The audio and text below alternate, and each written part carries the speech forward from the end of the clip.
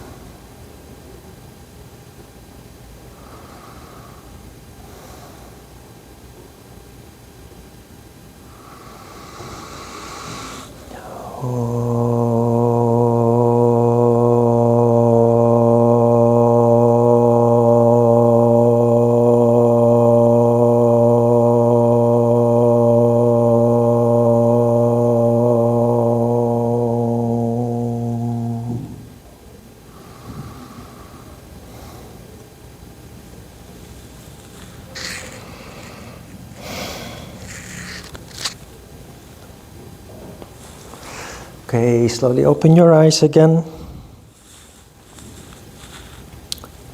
Welcome, thank you for coming today. My name is Ron. I'm originally from the Netherlands, but I've been in Korea for 26 years. I have Korean nationality.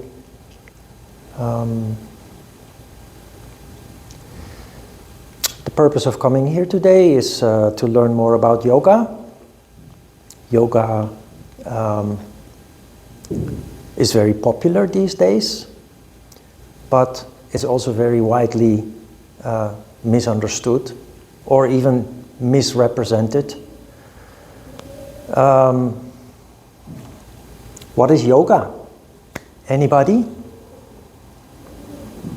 I think it's about mind and body, it's all together, work together. Yeah. Your mind and body work together. Yeah, that's correct. And how do you do that? You think concentrated when you're on the yoga mat. You think you should concentrate it and don't think about something different things. You should be in the moment, right here, right now, and try to do every asana and with empty mind. Yeah, what is very interesting in what you say is you mention every asana, which implies that there are separate asanas. The reality of modern yoga is that it has become a constant movement. Exercises following up one after the other without any break in between. So there is a clear distinction between modern yoga and traditional yoga. And in fact, what I will explain today will make you come to the conclusion that they are in fact opposite from one another. They have totally opposite effect. When I started practicing yoga, when I started practicing and later also learning, studying yoga, yoga was not popularized yet. It was not commercialized yet. The popularization, commercialization of yoga happened in the late 1990s. That is the time when famous people proclaimed to be devoted yoga practitioners, like Madonna, like Sting, like Christy Turlington, the photo model, and many other famous people. As a result, marketing specialists saw an opportunity there. For what? To make money. And so they jumped on the bandwagon and turned yoga into something that is accessible to the large masses of people. Because yoga was not accessible to the large masses of people. It was rather obscure when I started with yoga. Now, how many yogas are there? How many yogas are there?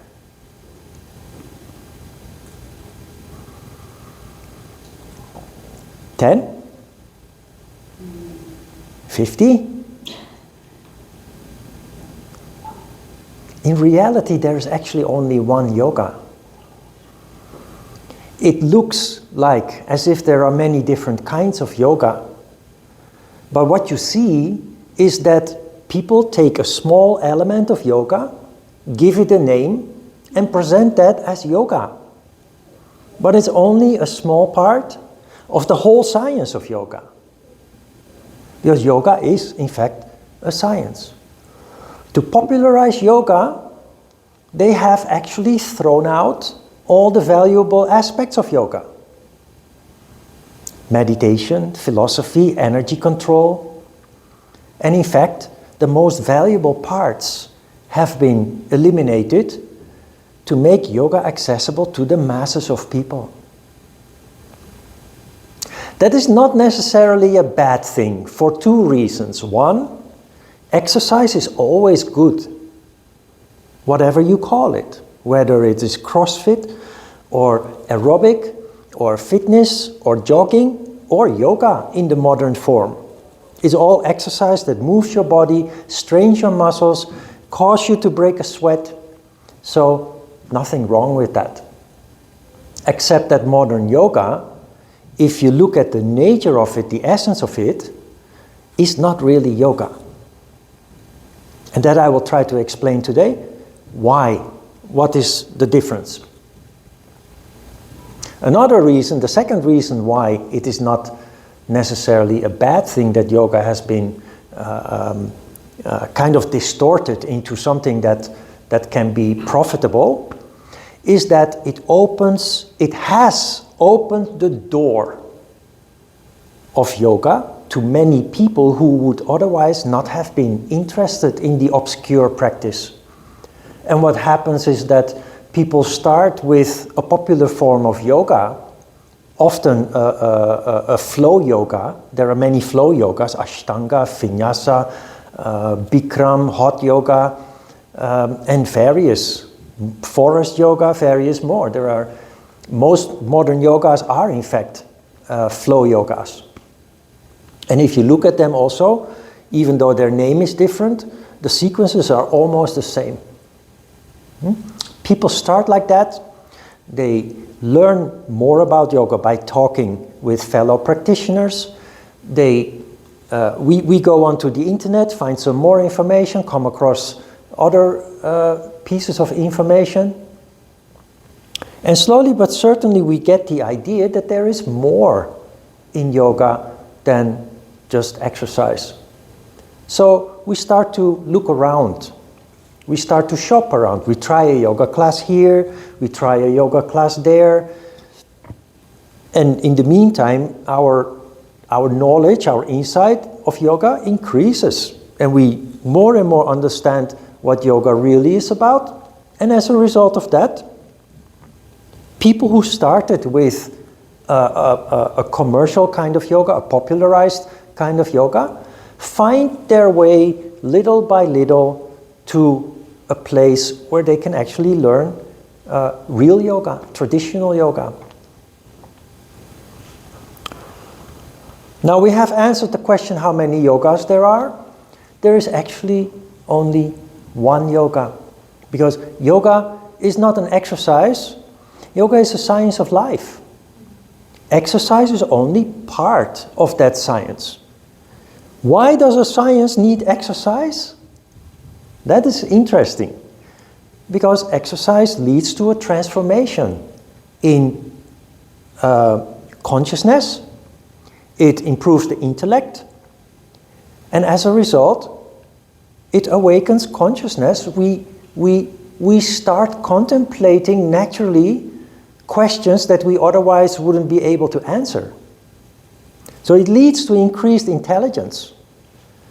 It would be really good if yoga programs found their way into schools, universities, high schools, middle schools, where students a couple of times a week can just withdraw themselves and have a yoga class, provided that it is, of course, a meditative kind of yoga. Exercising you can do on many other occasions. Now, what does the word yoga mean? What does the word yoga mean? Many people say unity. Once in a while you hear somebody say harmony. And they're both correct. Except from that kind of explanation, it doesn't really become clear yet what that unity entails. Unity of what? You actually kind of mentioned it already. The body and the mind and the soul. There is a third entity. Harmony. Harmony of what? Harmony of energy. The unity of the body and the mind and the soul is only possible, or manifests, in fact, is made possible when there is harmony between the two polarities. Energy always exists out of two opposing polarities, plus and minus. In Chinese, you call it yin and yang. So the word...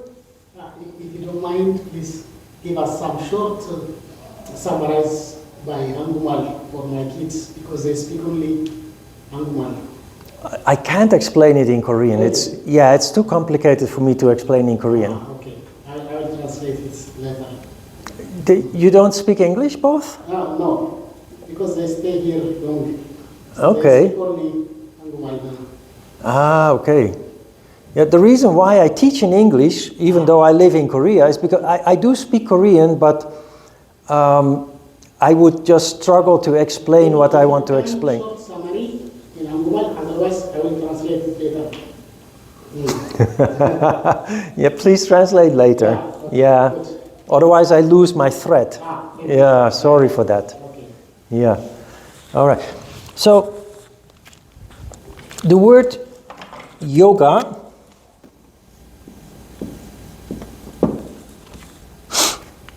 we say yoga, right? The Indian people, when they talk about yoga, they don't say yoga. What Indian people say when they talk about yoga, they say yog.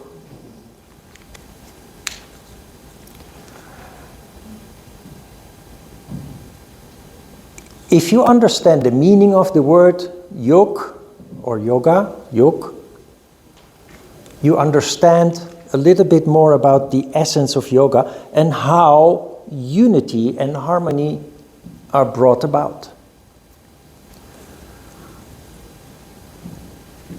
The English word for yoke is yoke.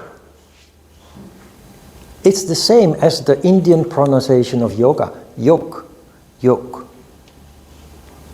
The ancient Sanskrit word for yoga is yuj. The reason why the English word sounds very similar to the Indian word is because European languages are Indo-European languages. There is a link between Indian and European languages. You will see, because the ancient word yuj means the same as yoga. In Dutch, it's a juk. And it all means the same. So the question is, what is a yoke? What is a yoke? Many people don't know anymore what a yoke is because we don't use it anymore. It's still being used, but not in the modern world, because everything is now done with machines.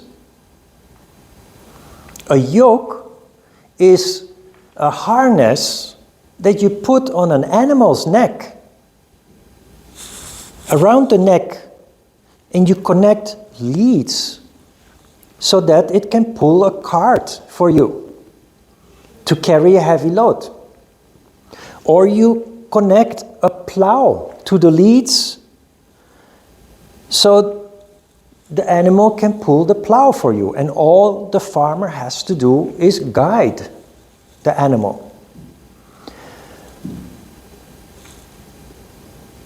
What does a yoke do? I already used the word harness.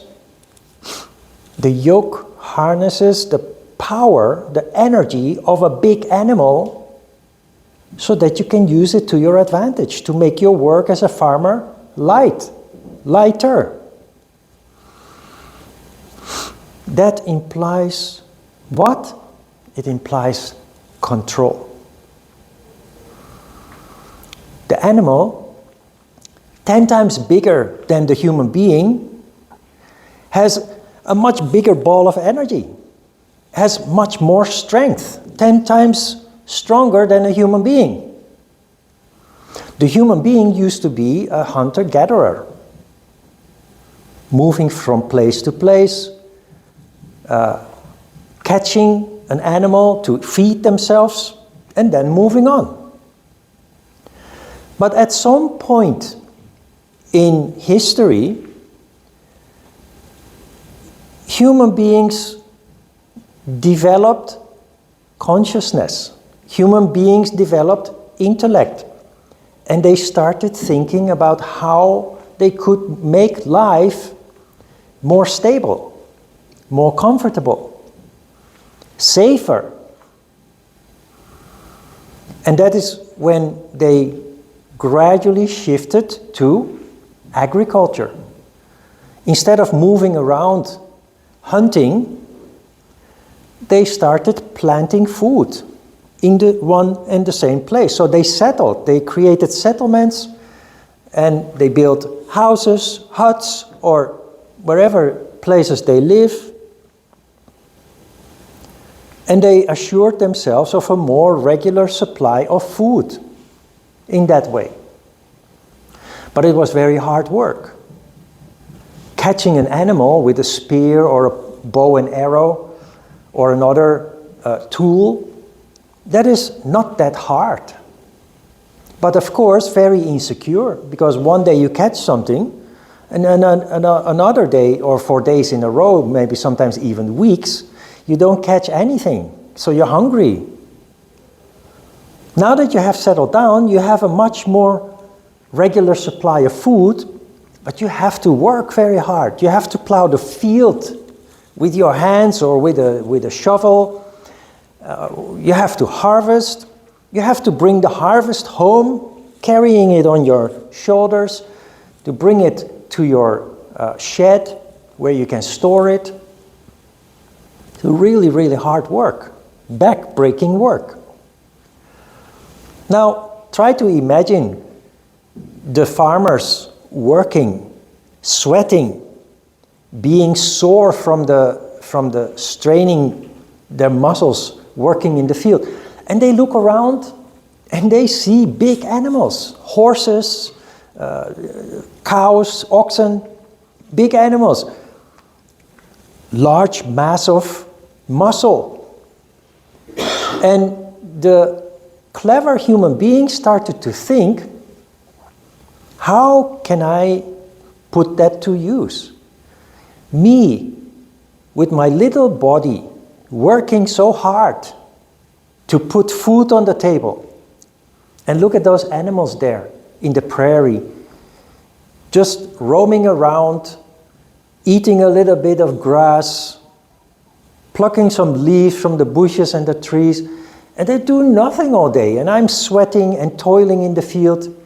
How can I How can I utilize that huge power that is just walking around there doing nothing? And that is where the yoke comes in. The contemplating human being realized that they needed to befriend the animals, train the animals, and then find a way to transfer their power into the work they needed to be done. Plowing the field, pulling the cart, carrying water in large amounts.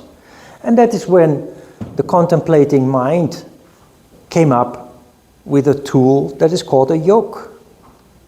The yoke in Dutch is called a juk. In Old Sanskrit it's a yuch, yoke. So yoga, what is yoga? Many people think yoga is an exercise. Or it is a spiritual practice like a religion. But the word means nothing more than control. To harness energy so you can use it more efficiently. And if you know a little bit of yoga, you must have read between the lines or heard in the conversations that you had that indeed it is about energy.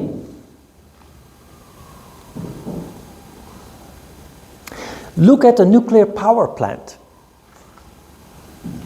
A nuclear power plant is huge, right? It's a huge building. But what does it really do? It creates energy, huge amounts of energy. From what? Out of atoms. But you also know from atomic energy, nuclear power, that it can heat your homes. One power plant can maybe heat and also light 1 million homes. Let's say 1 million homes. Just one power plant. How is that possible? By harnessing the energy that lies within something that you can't even see or touch, for that matter. You can't see it, you can't smell it, you can't hear it. And yet, huge amounts of energy. The principle underlying extracting all that energy out of atomic matter, atoms, is control. That is why those power plants are so huge. And they're so complex, it takes 10 years to build one nuclear power plant. All this complexity is necessary to build a system of control that results in huge amounts of energy. You also know that if there is no control, atomic power can be very destructive. An atomic explosion can destroy a whole city and kill hundreds of thousands of people. This is pure energy.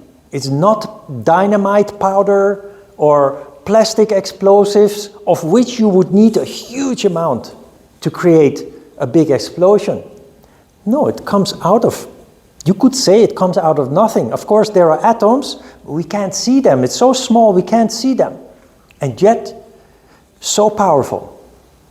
Either in a constructive way or in a very destructive way. A human being is like that.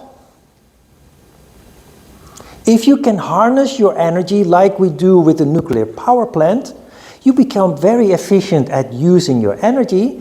You become better at studying. You become better at the work that you do.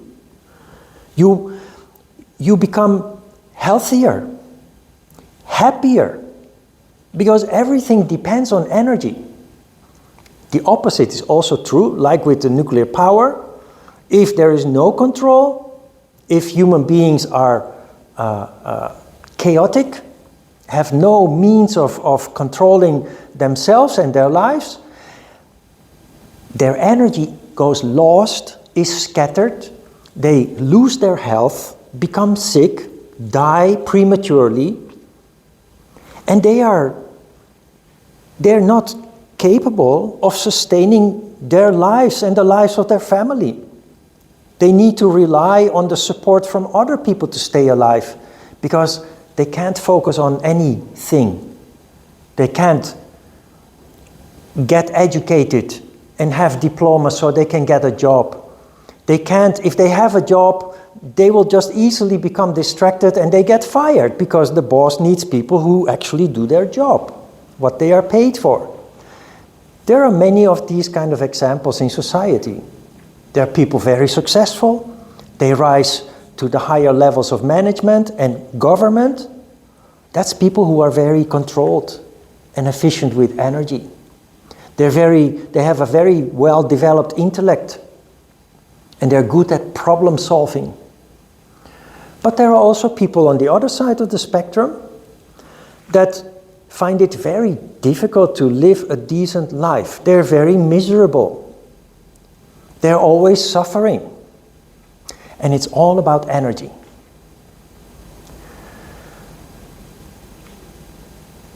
Now,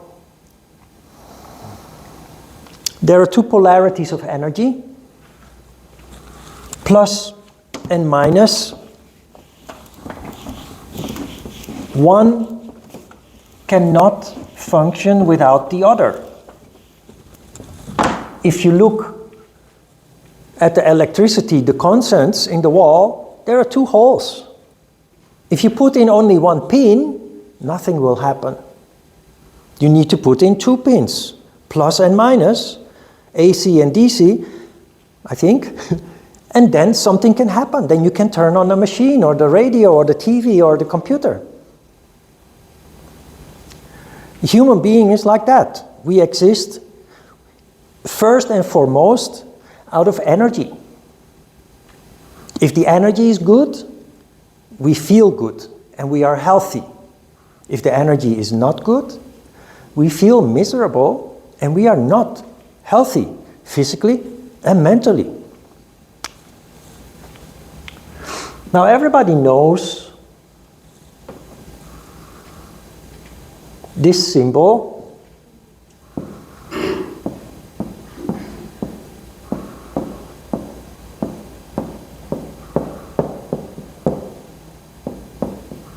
Right? Yin and Yang. I use this because it's very practical. Because Oriental philosophy, Indian, Chinese, Japanese, Korean, all, is based on this principle. The principle of harmony. The harmony of plus and minus. Light and dark. Masculine and feminine. It's all the same. And it's all opposite. But what does the yin-yang model express? What does it represent? Harmony, right? It's a symbol of harmony. I said it's about man and woman, no? It's about man and woman too. Man and woman, no? No. Or not only. No, man, woman, you talk about physical bodies. But this is about energy. Yes, and it's not about physical bodies, about woman energy and man energy. Yes. So, masculine, feminine. Yes. Yeah. Plus, minus. Light, dark. Day and the night. Yes. But, look again. And what do you see? This is not just a symbol of harmony, it's also a symbol of, it represents how a human being functions. I exist out of light and dark. You exist out of light and dark, plus and minus, masculine and feminine energy. But what do you see here? Many people think that those eyes are decoration. Many people think the symbol of yin and yang is decoration. So we have tattoos of yin and yang, or an earring with yin and yang, or a necklace with a hanger of yin and yang, because it looks nice. But in philosophy, there is no such thing as decoration just for the sake of decorating. Everything has a reason, a purpose, and in this case, a meaning. So what is the meaning of the dark eye in the light side, and the light eye in the dark side?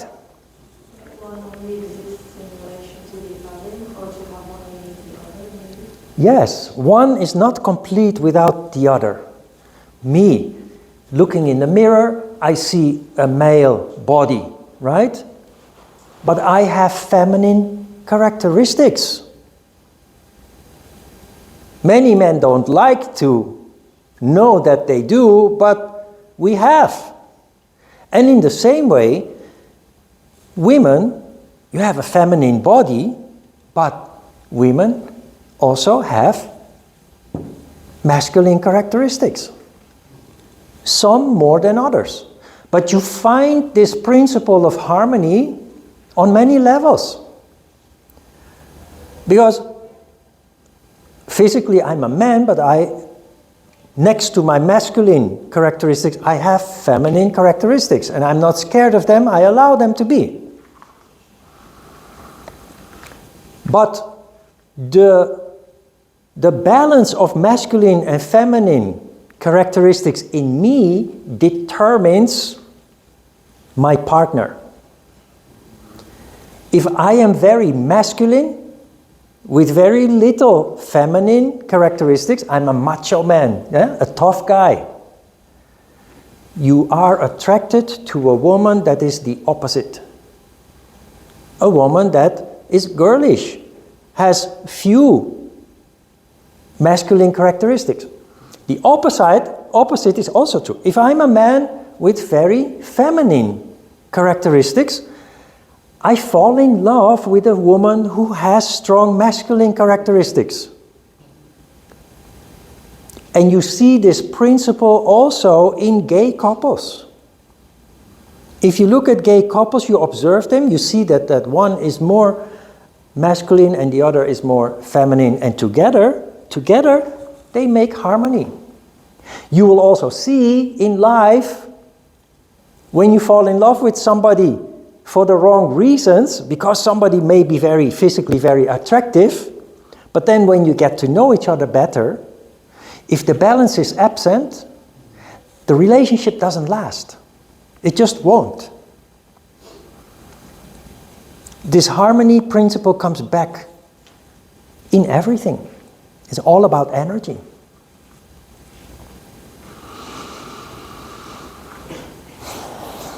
Harmony. What is the value of harmony? Many people think that it's a luxury. Yoga is a luxury. Spirituality is a luxury. Harmony is a luxury. Is it really? Things with intention. Say. Things with intention, aligning action with motives. Yeah, look, if there is no harmony, there is chaos. You can see that on a personal level. You can also see that on a societal level. The reason why we have a police force is to maintain, we call it order, but it is really to maintain harmony. Society is only peaceful and thriving, also economically, when there is harmony. That is why we have a police force and an army too, with scary weapons. Many people are against army because it leads to war and what have you. But a sensible country uses an army not to have to go to war, not to have to lose harmony and end up in chaos.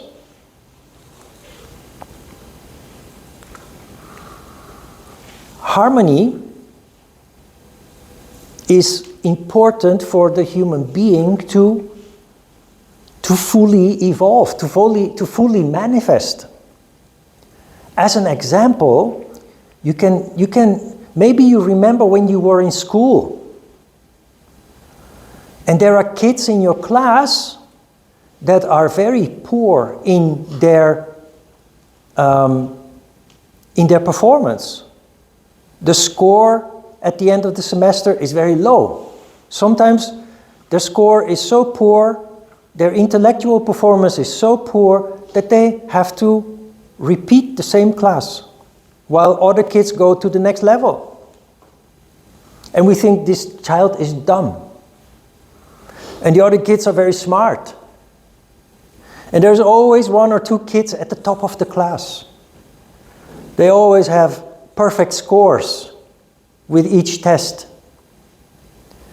But we know based on our insights or energy, we know that these kids are in fact the same and they have the same potential. But if you take a closer look, it is a matter of harmony and the lack of it. The child that is at the top of the class, having the highest scores at the end of the semester and with every test, is a child that grows up in a very stable, loving family. There is routine, everyday, boring routine that gives children incredible stability.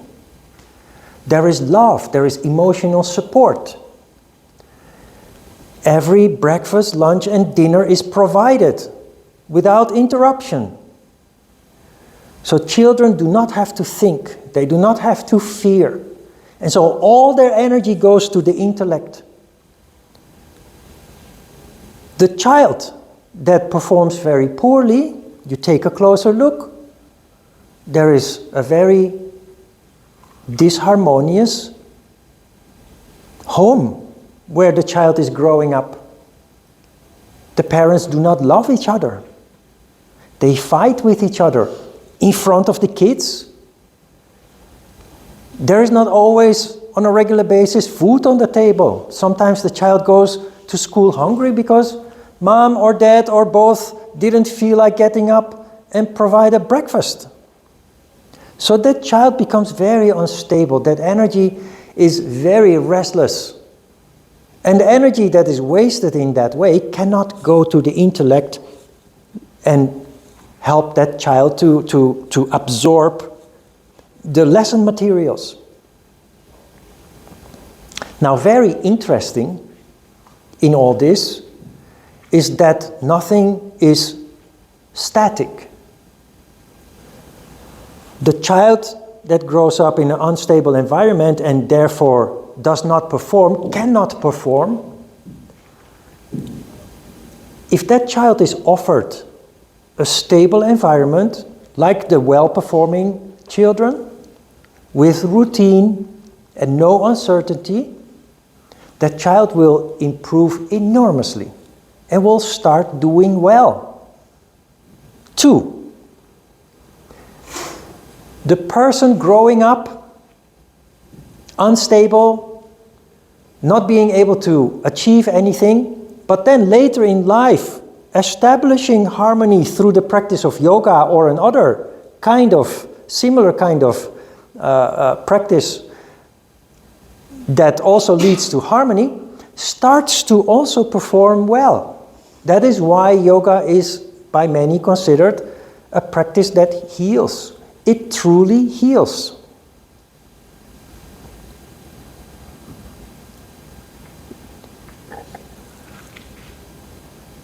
Harmony is also responsible for that unity between the body and the mind and the soul.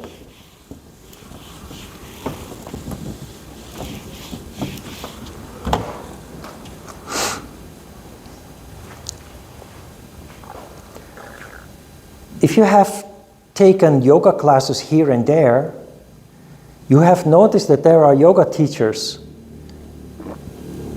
They let you do an exercise, and then they walk around while while you are doing that exercise, and with a mysterious voice they say, connect the body with the mind and the soul.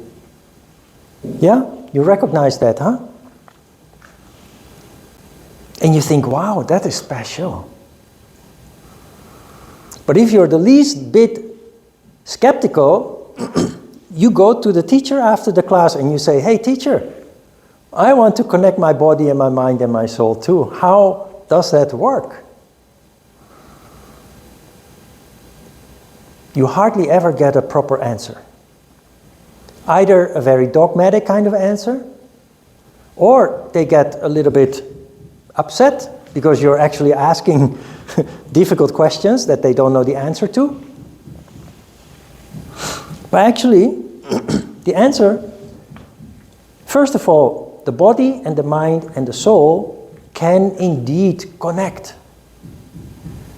But to do so, you have to create the environment. To make a child perform well and grow up into a balanced and emotionally mature adult, you need to create the environment. Environment of stability, harmony. To extract huge amounts of energy from atomic particles, you need to create an environment where those particles are stable and start to emit huge amounts of heat that creates heat to heat our homes and electricity to light and power our homes. The human being, we are a ball of energy.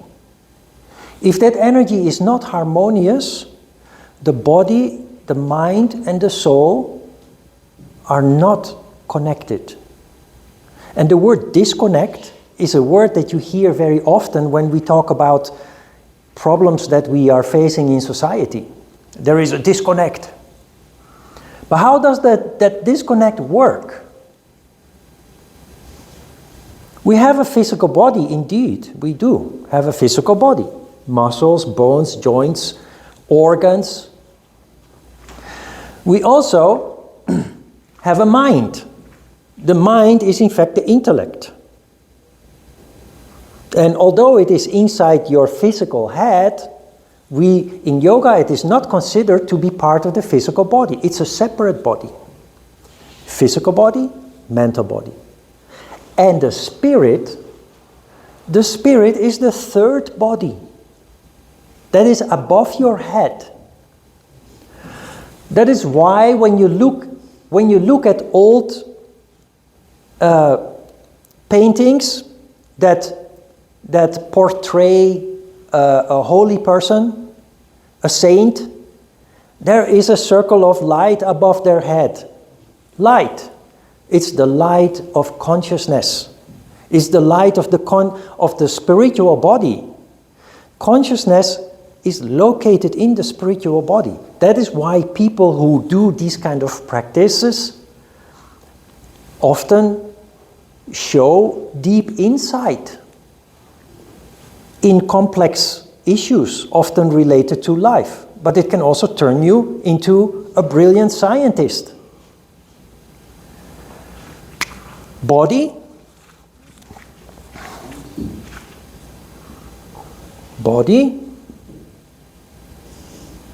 mind, and soul,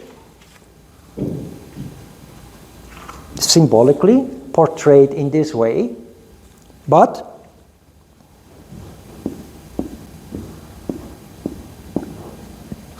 this is the ancient human being, or a person that does not have the benefit of education. The physical body contains all the energy, but there is no energy to speak of and therefore no activity to speak of in the mental body. And the spiritual body is not manifesting at all in this condition. The modern human being, us, look different from this.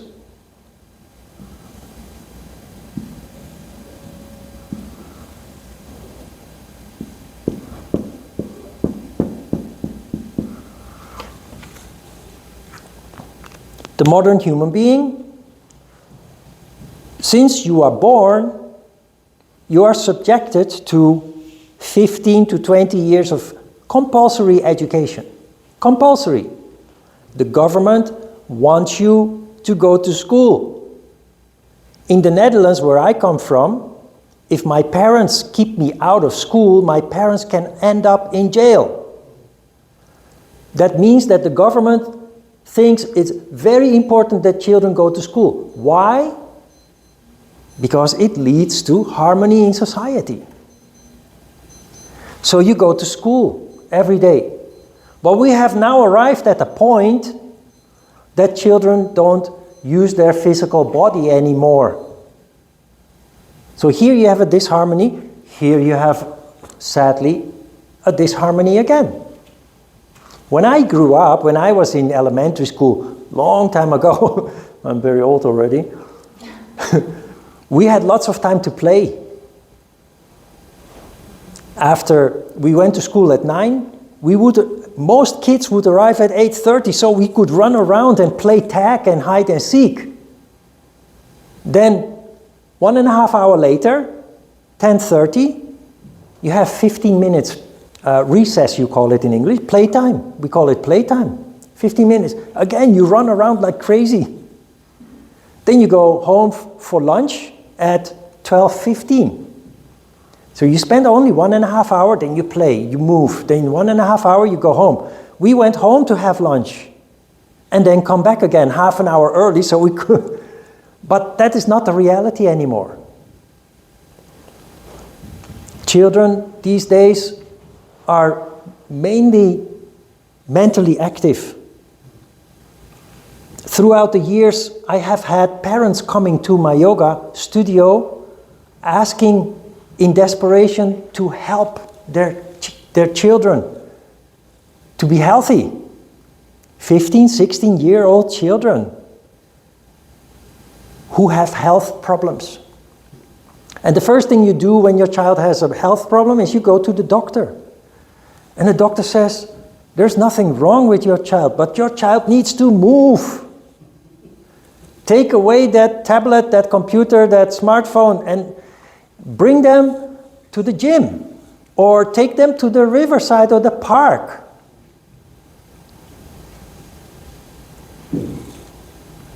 So they go to the gym and they pay a private teacher to make a program for their child. And the first thing that the child does hurts. Every movement, every exercise the child tries hurts. And a child does not think like an adult. So the child says, it hurts, I don't like it. And what do? As a parent, you can do nothing with a child that really doesn't want to do something. So they try this, they try that, and in the end they come to the yoga studio because they think yoga is easy. But yoga also, if your body is not in a good condition, if you're not in a good physical condition, yoga also hurts when you do a stretch. An adult knows, I'm out of condition, out of shape. If I hang in there and I do it a couple of times, my body will start feeling better because my condition will improve. But children cannot see that yet, right? So they come to yoga, and very sad. Intellectually very highly developed, physically unhealthy. And you have to lay the foundation for your future physical health when you are young. Because when you start, when you're older, you You can't catch up anymore with what you lost in your building stage, your developmental stage when you were young. So, this situation, again, no harmony. So, the spiritual body, again, does not manifest, because the spiritual body only manifests when there is harmony between the physical and the mental body. That is why you have this ancient Greek expression that says a healthy mind in a healthy body. They go together. Ideally,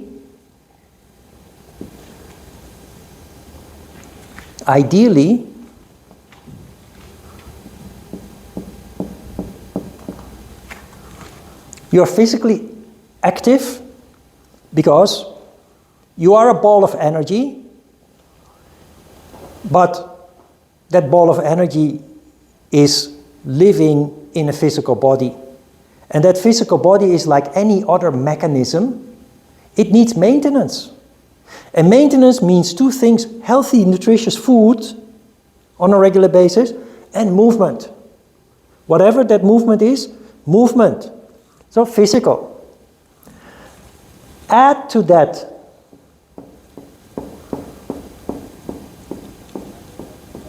study, education, a mental activity in some form, and you create a relatively balanced condition that is the foundation for the spiritual body to manifest.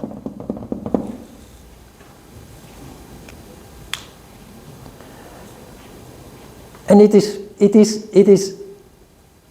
so simple that people don't believe it. First of all, simple is that everything is energy. If you go to a traditional doctor, not a modern doctor, but a traditional doctor, they follow the same principle. If you are sick, they only look at the disease to understand what's wrong with you. But when they treat you, they don't treat your symptom. They treat the cause of your symptom. That is why you have acupuncture. That is why you have all these concoctions with herbs and what have you, extractions. Based on the idea that everything is energy. If the energy is poor, your health is poor, and it leads eventually to disease. Modern medicine gives you something to treat the disease, but not the cause of the disease. So it will come back. Traditional medicine tries to deal with the cause, restore healthy energy circulation, remove the energy blockages, and when the energy is healthy, you become healthy again. Your disease will slowly heal, and on top of that, if you have a little bit of discipline, you will also become less sick if you maintain that condition. Connect the body with the mind and the soul. Sounds very mysterious. Nobody can explain how it works. It is this simple. Now, what is the benefit of the spiritual body? Because many people think that spirituality is a luxury. Is it? The word genius. What does the word genius mean? Extraordinary mind. But there is a contradiction there. You mentioned the mind. Yeah, and that is the key. You can have a degree in any field of science without being a genius. Because where does the word genie come from? Genius. It comes from the word genie, which means spirit, which is located here. What is spirit? Genius is the combination of the mind and the spirit working together. That is where genius comes from. Why? Like I said, if you have a degree in any form of science, that doesn't make you a genius, because if you approach it only mentally, you can get a diploma or a degree by mental activity, by just going through the paces, do the tests, the exams, and then graduate. But that kind of scientist is busy in their work by merely repeating what they have already done. Merely repeating. Genius means developing new insights, inventing completely new concepts, having revolutionary ideas, like Einstein, like Leonardo da Vinci. That is genius. It's a combination of the both. While most highly educated people lacking spiritual body, they are very active in the mental body, but there is no genius, because if there is no harmony, spiritual body doesn't manifest, there is no genius. But genius is something that everybody can possess, if only you create the harmony that leads to the manifestation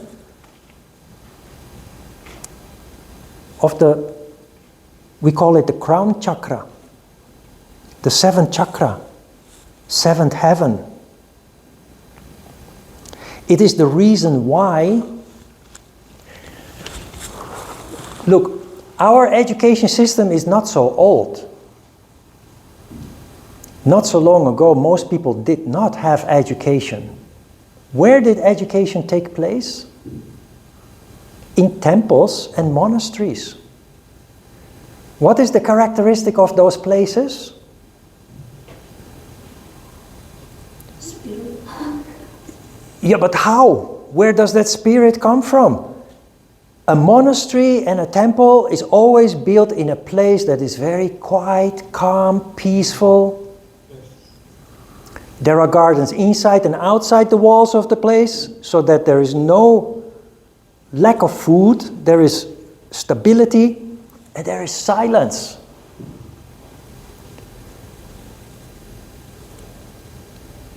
Those were the places of study. Those were the places of academic endeavor. Still, in modern schools, there's a lot of things going on, of course, because young people, but the leaders of the school, the management of the school, always tries to keep things calm. That is why they always deny that when something goes wrong, when there is something like a scandal or some form of abuse or something, they always tamp it down. Because the first and most important is that the children do not get distracted and keep focusing on their study. Because children, when things occur, they very easily become distracted because of the emotions involved, because of the, so always tamp it down, even denying that something went wrong. For this sake, if you understand why they do that, you can kind of, because many people say, why are they lying? Why are they denying? Why are they acting as if nothing serious happened? While actually look at it, it's very serious. Yeah, but what they want is that the other children do not become the victim of that too. So how do you create harmony? By peace and calm. Routine, daily routine. So routine-like that it actually becomes boring. Life of a yogi is very boring. life in a monastery or a temple is very boring.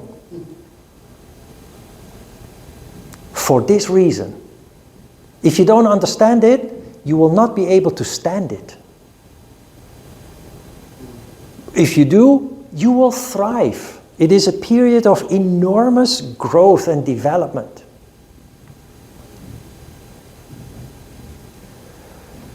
So that is harmony. And that is what connecting the body with the mind and the soul means. And it sounds far-fetched and it sounds like a beautiful concept from an ancient past.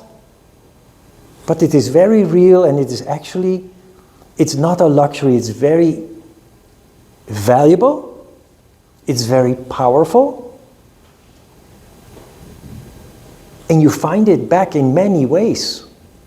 In the structure of companies, in the structure of government. Look, the spiritual body is the location of wisdom, intuition, deep insight. Yeah?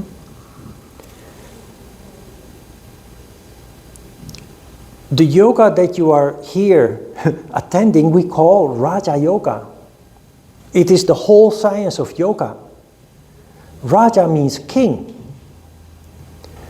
which you can translate. We still have kings and queens, royal families.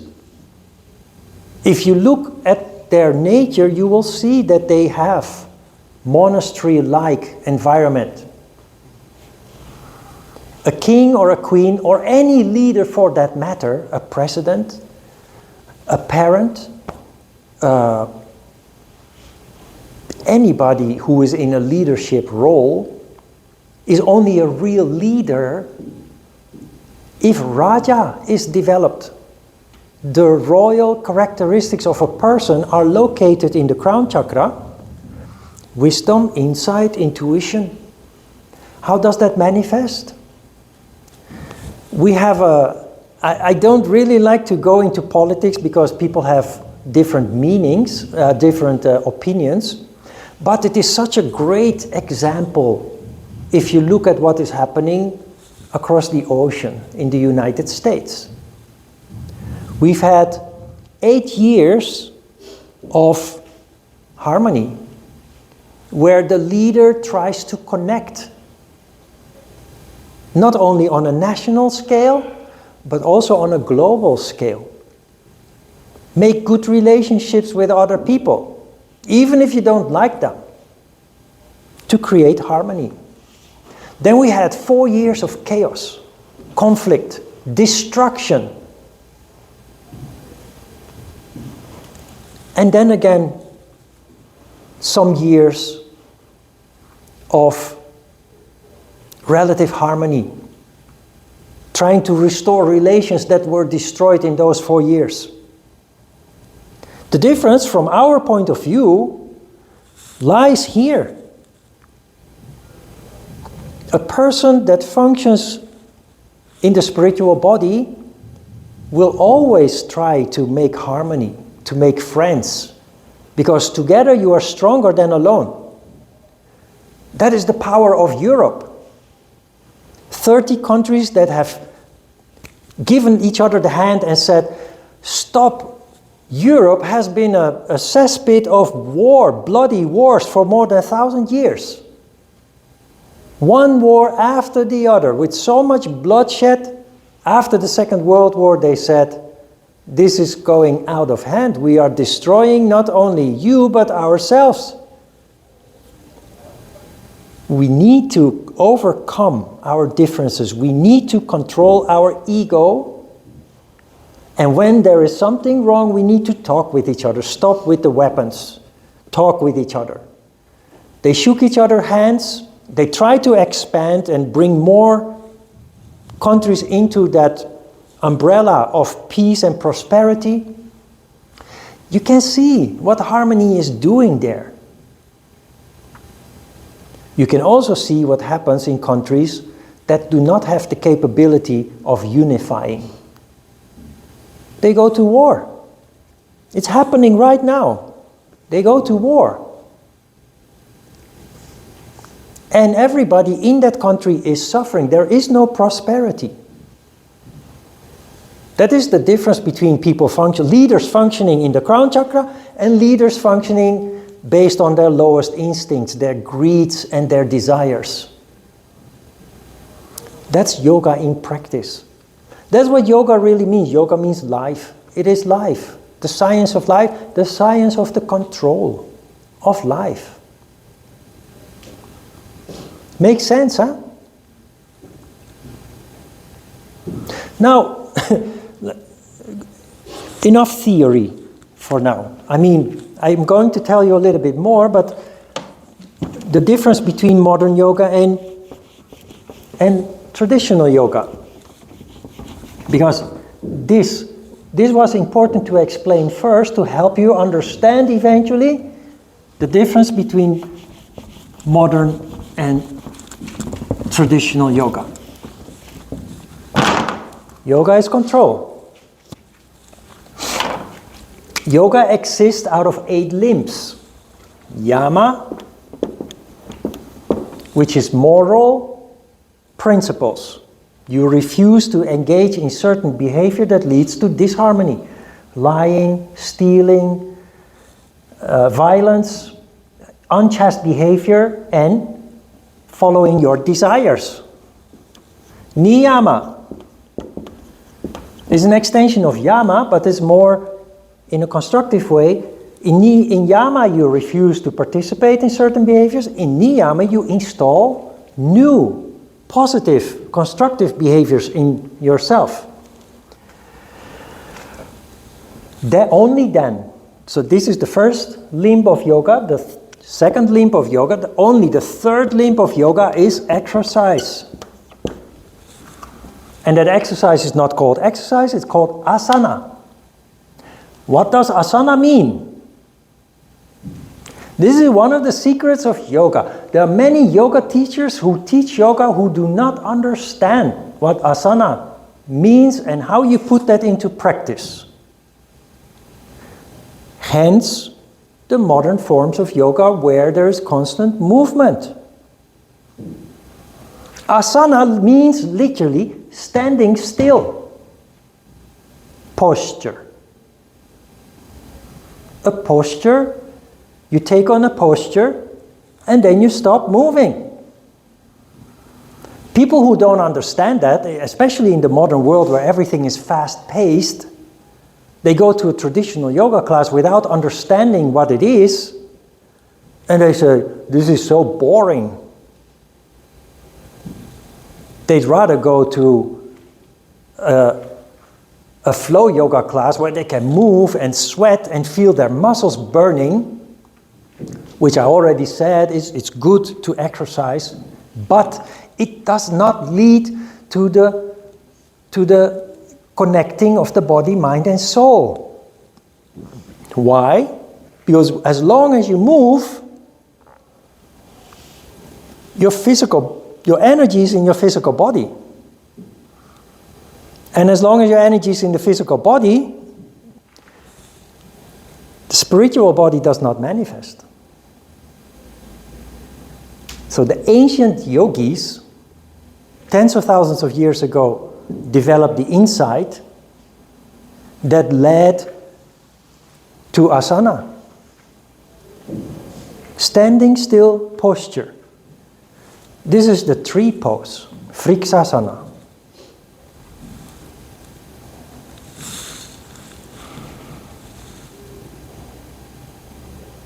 What am I doing? Concentrate. Yes, good. Am I relaxing? Is my body relaxing? No. I'm engaging actively, but at the same time not moving. That is control. And this is only possible when you concentrate. Physical and mental. Harmony occurs, and the spiritual body will start to manifest. You lay the foundation for the manifestation of the spiritual body. One big difference when you do a modern yoga class compared to when you do a traditional yoga class, after a modern yoga class, you have a feeling that you had a good workout, but you're tired. With a traditional yoga class, you have a feeling that you engaged physically, you're not tired, on the contrary, you're refreshed, re-energized. That's what happens when you do yoga correctly. So, I started this explanation, this lecture, saying they are opposite, and this is why. As long as you keep moving, look, there is yin and yang, but that is Chinese.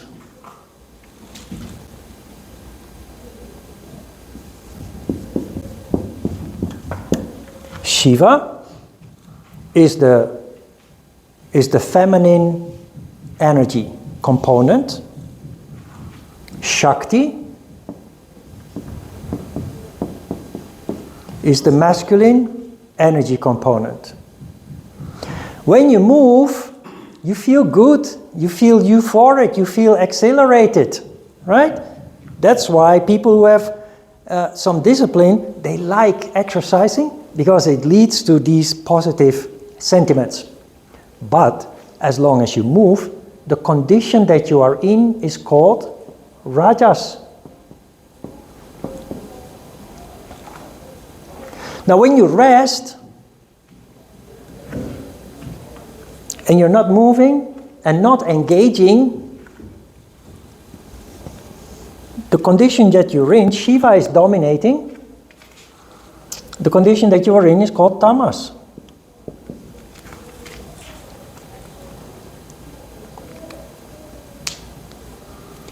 People determined by nature are either in a tamas condition or a rajas condition. When you sleep at night, you're in a tamas condition. Your body absorbs Shiva energy to restore, to recover from the day's activities. But when you wake up in the morning, you start moving, you're in a rajas condition. So again, there is no harmony. The harmony occurs. The harmony in Sanskrit is called sattva.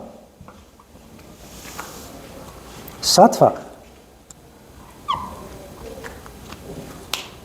When you do asana, you are physically engaging while standing still.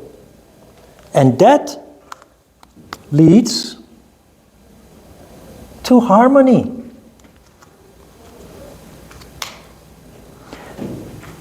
When I was 20 years old, I did yoga for the very first time without knowing that it was yoga. We were playing basketball, sweating, and then the coach said, "Hey guys, come here, sit down." And he told us to do some stretches. But usually when you stretch, you bounce. And he said, "Stop moving. Just hold your foot and stay still." And we thought, that's strange, this is weird. But it felt so good. It felt so different.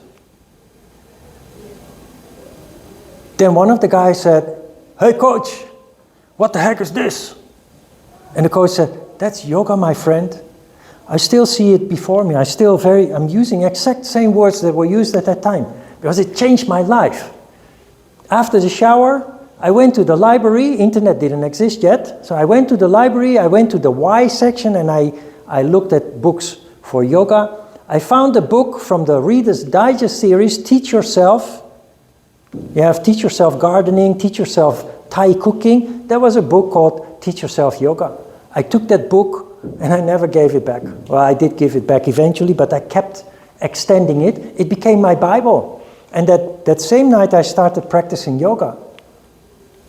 In the beginning, only asana. But because I did it correctly, it led to a total transformation of my life. As a young boy from a big family, parents divorced, I was in a dark hole. Lost. Disconnected. And the moment that I started practicing yoga, I put myself back on the rails, found purpose, followed my heart. It brought me to Korea. Everything changed as a result of that. My brothers, I have 3 brothers. The oldest is pretty okay. The other 2, they have died while they were in their mid-40s. I would have died in my mid-40s too. We were on the same path of self-destruction.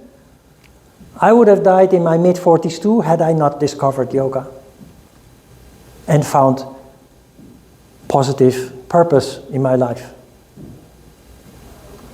That's what yoga does. It really sounds a little bit dramatic, but it leads to total transformation. Every person. And I've been teaching now for 26 years. I'm in touch with many of my former students through Instagram, Facebook, and sometimes somebody drops me a line through email. And there are so many wonderful stories that would not have been possible without the transformation that yoga has presented them. It's the reason why I'm passionate about sticking to traditional yoga. I've been tempted time and time again to go onto the bandwagon of modern yoga.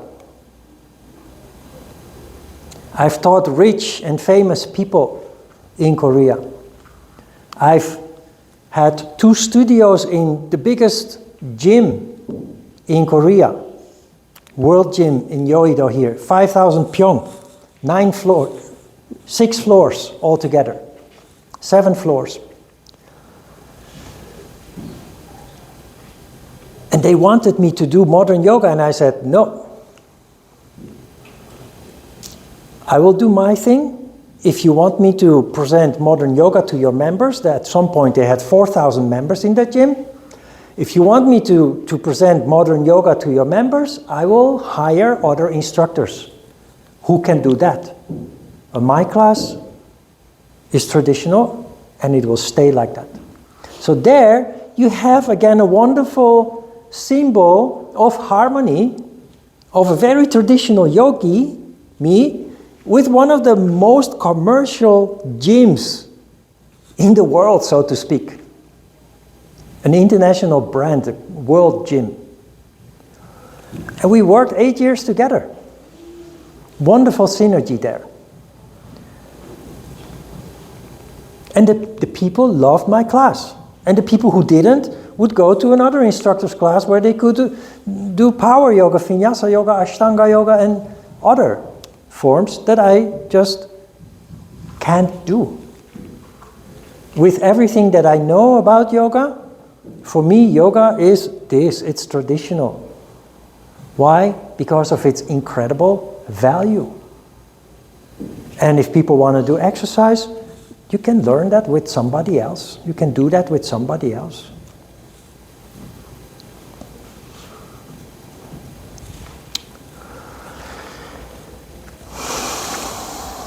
So, the secret of asana, into the camera, all yoga teachers, pay attention. The secret of asana, nobody watches my videos, but the secret of asana is engagement while standing still. And that in itself leads to harmony. No sophisticated meditation techniques or anything. You will learn meditation that only adds to the condition that you create by doing asana correctly. Asana in itself is a very powerful tool to bring about complete change. And again, I say it is so simple, people don't believe that it is so powerful or that it is even true. So they do a yoga class, traditional style, and they it's boring. I'd rather move and sweat and, okay, then it's not the right time yet. Maybe next year you feel more attracted.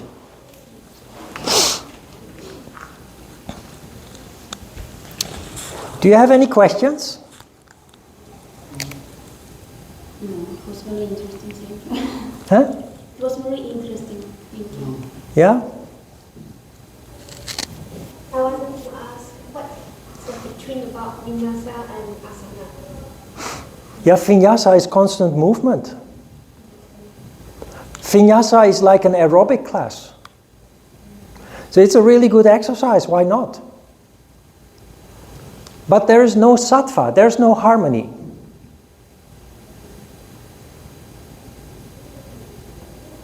Traditional yoga class, or the physical element of traditional yoga is standing still without movement. But there is a mistake that many yoga teachers make when they do a traditional yoga. There are some traditional classes in many yoga studios have a class that is called Hatha Yoga. Or they call it Yin Yoga. That it often comes close to doing asana in the traditional way. But the mistake that most teachers, almost all, make when they do a Yin Yoga class or a Hatha Yoga class is they let you do an asana correctly, but then they say, relax in the pose. Why is that not correct? Because no balance, no harmony. When you relax, tamas occurs. So, don't move, but also do not relax. It's the middle way, or the golden mean of the Buddha. The golden middle way is activity without movement. And it sounds like a contradiction, but that is what you do in asana.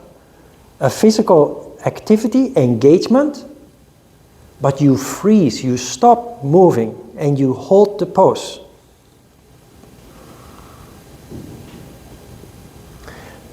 To feel how it works, we're gonna finish this workshop with a yoga session, 30 minutes or so, where you can feel yourself, how it works. Yeah? Questions?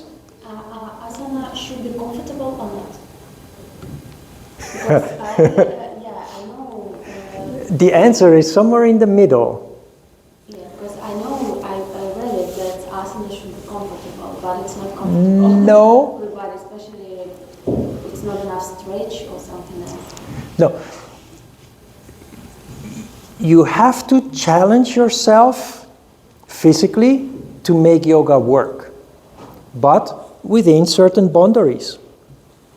That is why you learn yama and niyama before asana.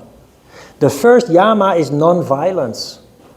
When you do an asana and you push too hard, you feel pain, you violate the first principle of yoga, non-violence. It's considered to be violent. But one of the niyamas is tapas, which, if you know a little bit about food, tapas, that's very delicious Spanish side dishes that you eat when drinking wine or so, and you have a party. But in yoga, it's the opposite. Tapas is the practice of austerity. The practice of austerity is necessary to stay healthy and to keep that connection between the body and the mind and the soul in place. But austerity means that it has to be sensible. There are people who do extreme austerity by running a triple marathon. Or, you know, there are these examples of yogis that lie on a bed of nails.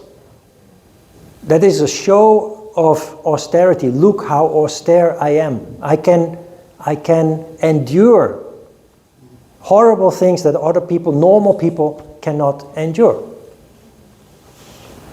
But austerity, if you push yourself too far, you damage yourself, then it's not constructive anymore. If you don't do anything, you deteriorate also because you need maintenance. Austerity means to use your body, to challenge your body, to keep the juices flowing, but in a sensible way, because if you go too far, you cause pain or damage, torn muscles, or any other form of physical discomfort or more extreme damage or pain. It's not constructive anymore. You overshoot the goal.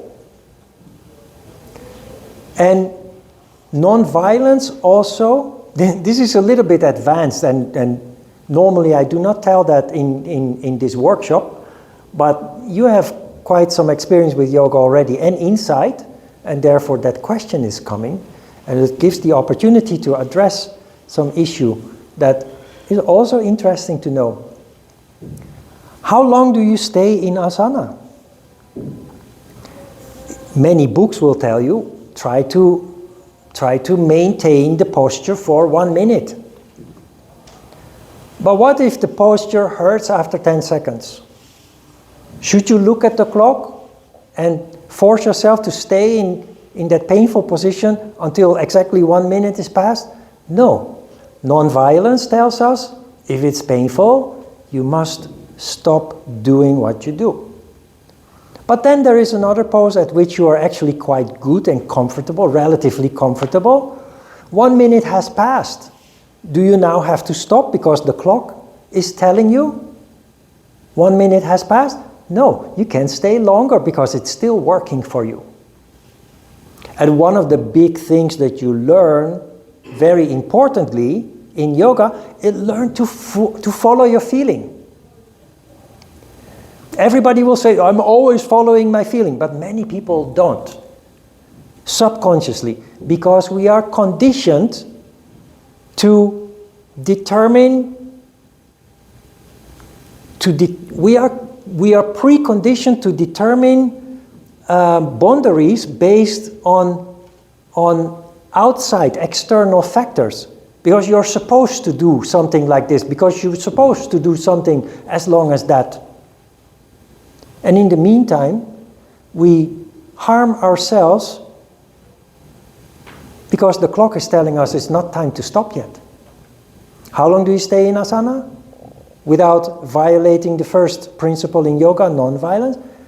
As long as it feels relatively comfortable, as long as you can maintain harmony.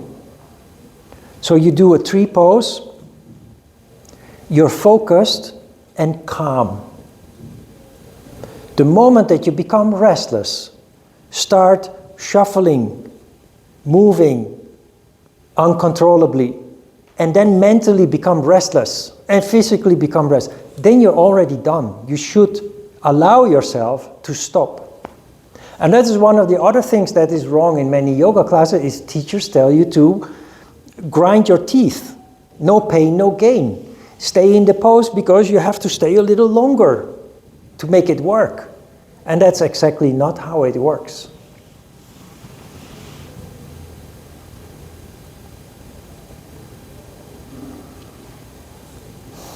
In the event information, you probably read, well, it's a lot of information in the event. One thing that I say in that information is that if you attend this workshop, you not only know but understand more about yoga than most certified yoga teachers. And that is not a lie, that is not a fantasy. With just this 3-hour workshop, 2.5-hour workshop, you understand more about yoga than most certified yoga teachers. It's true.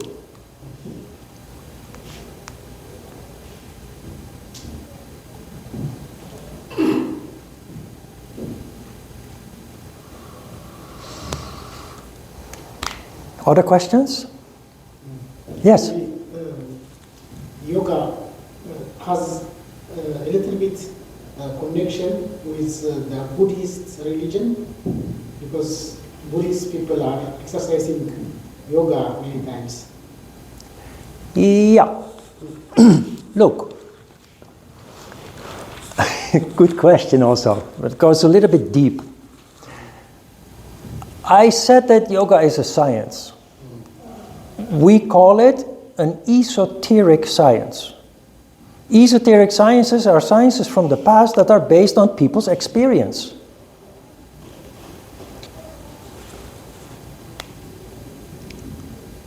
If you ask, some people will say that yoga is a religion.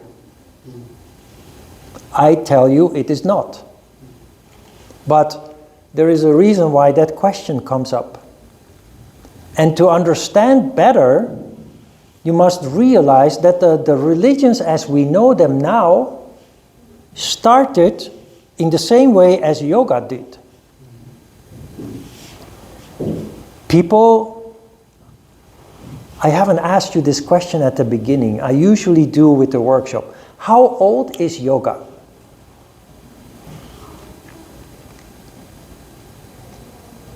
How old?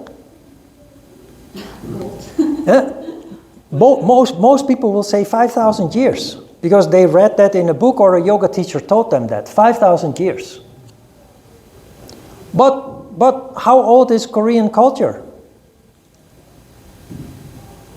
5,000 years. Yeah, Korean culture is 5,000 years old. If you open any tourist information about describing a little bit about Korea and Korean culture, they will say Korea is 5,000 years old. But is there a coincidence there? And if you're the least bit skeptical, you ask the question, how about 6,000 years ago? 6,000 years ago there was no Korea, no Korean culture. 6,000 years ago there was no yoga. Just 5,000 years, they both just arose,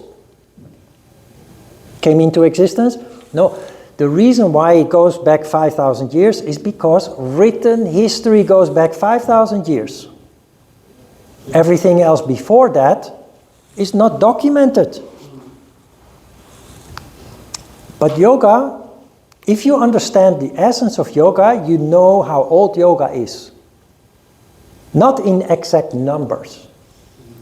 But I say yoga is as old as mankind becoming conscious. We lived like animals first, like other animals. But we evolved. We developed an intellect. And when we developed an intellect, we started asking questions. Who am I? Why am I here? What is the purpose of this life?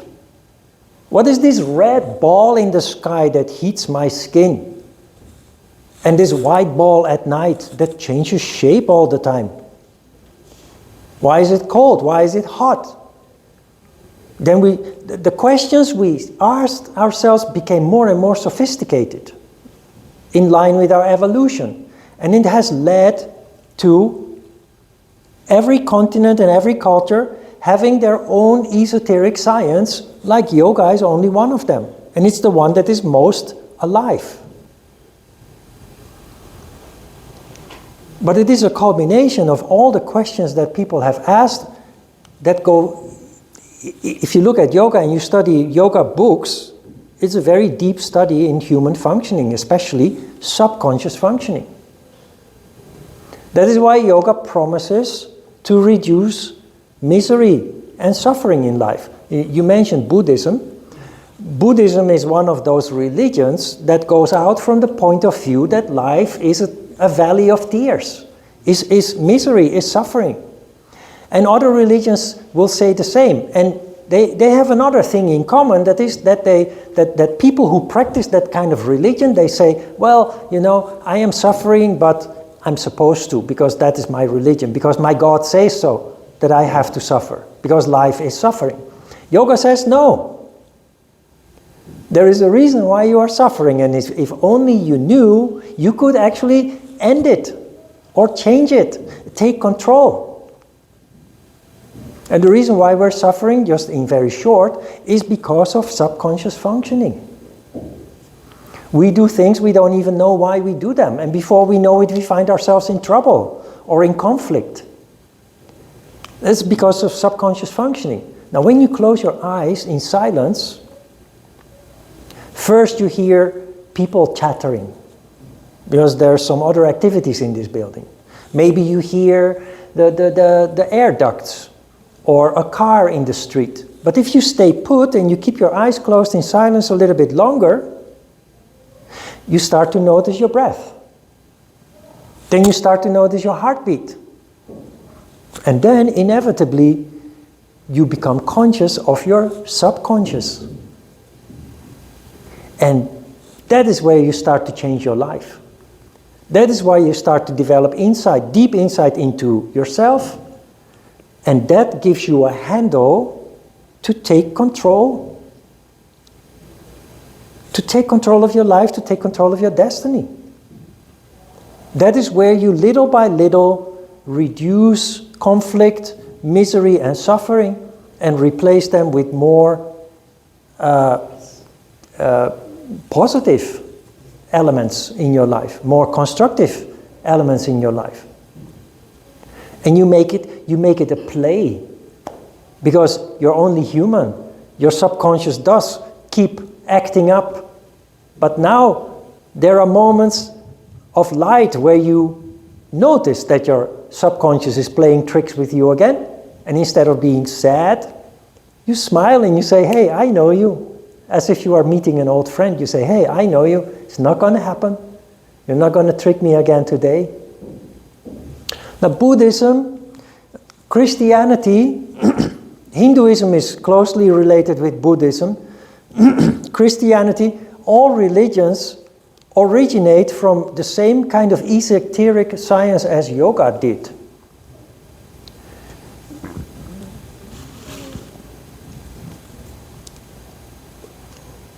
The one thing that they have in common, and that hasn't happened with yoga, is that they have been hijacked by people in power and created a system with which they can control the people. If you look at Christianity, we talk about the Dark Ages. Why were the Dark Ages dark? Because people were oppressed, and they were oppressed by religious authorities.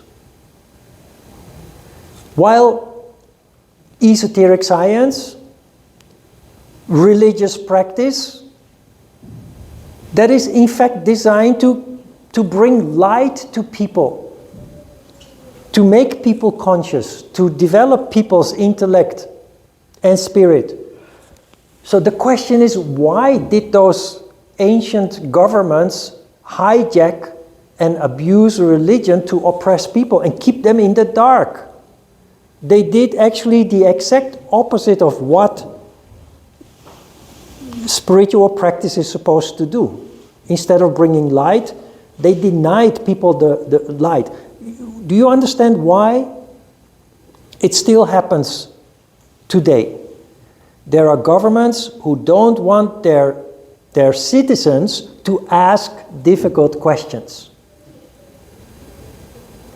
Look, in Europe and America and other democratic countries, people are free, and they also can ask difficult questions. And democracy is not perfect, but at least it allows people to function in the spirit.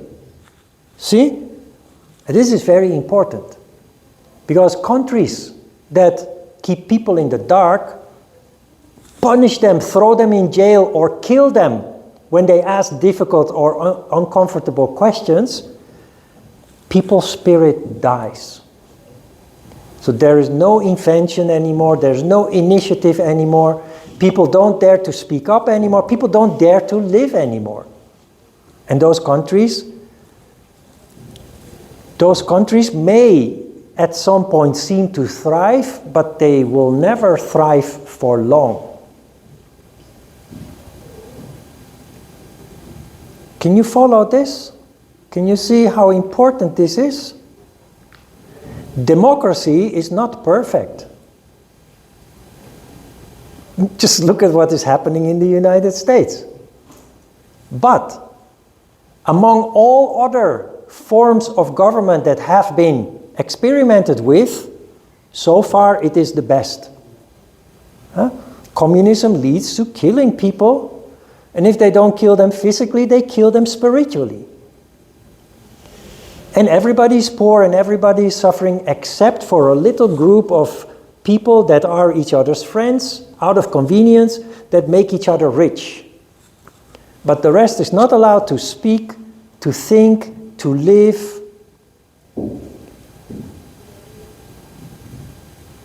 So religion started as a bringer of light, but it has, in some cases, ended up being abused by people in power to control the population. Sadly, it has led to the opposite. And there are, of course, many people in Buddhism, in Christianity, who do it correctly and indeed find harmony within their practice and find spirit, truly spirit, within their practice.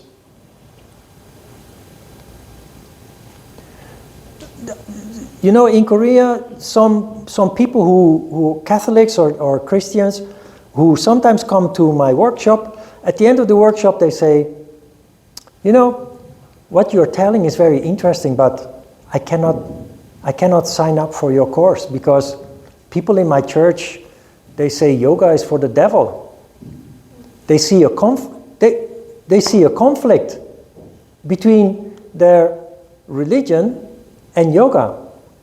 My answer to that is, yoga is not a religion. But I promise you, if you practice and study yoga, you will actually understand your religion better than you do or did before. Because many people talk about God without actually understanding what God means. I'm an atheist. I once read a research paper in which the conclusion was that people who claim to be atheists understand God better than those who don't. And I now fully understand why. Because in religion we have made God to be a singularity, a singular entity. When I was a child, I learned from the Bible, from the teachers in kindergarten and elementary school, that God was up there, behind a cloud and looking down at you. And when you commit sin, God will punish you. And I prayed to God, and nothing on my prayers came true.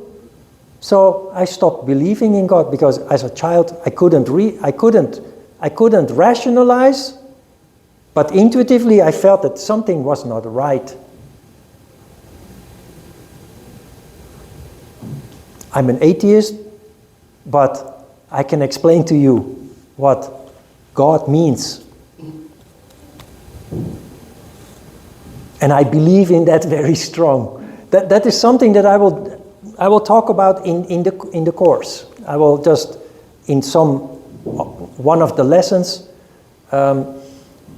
we talk about that because we talk, one of the niyamas is related to accepting yourself and life as it is. And that is only possible if you understand that everything is destined to be. There is a universal consciousness that is responsible for life. So that is another story for another time, but we are all part of that universal consciousness. We are all part of that God.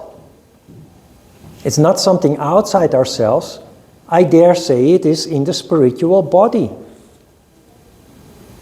That is why you look up when you are desperate and looking for answers. And you find them in your silence. in the crown chakra.